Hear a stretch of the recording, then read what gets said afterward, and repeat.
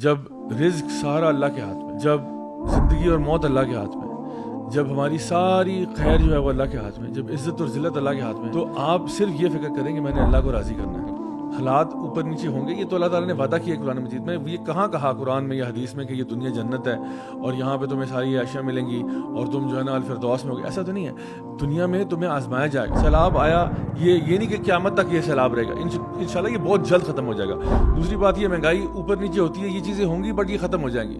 یعنی فَإِنَّ مَعَ الْعُسْرِ يُسْرًا إِنَّ مَعَ الْعُسْرِ يُسْرًا، ہر مشکل کے ساتھ آسانی آ جاتی ہے۔ تو آپ سب سے پہلے ایز اے مسلم یہ انڈرسٹینڈ کریں کہ رزق اللہ کے ہاتھ میں، آپ بالکل ٹینشن نہ لیں، آپ اپنے سکون سے وہی کام کریں جس سے اللہ راضی ہوتا ہے، and Allah will make a way for you.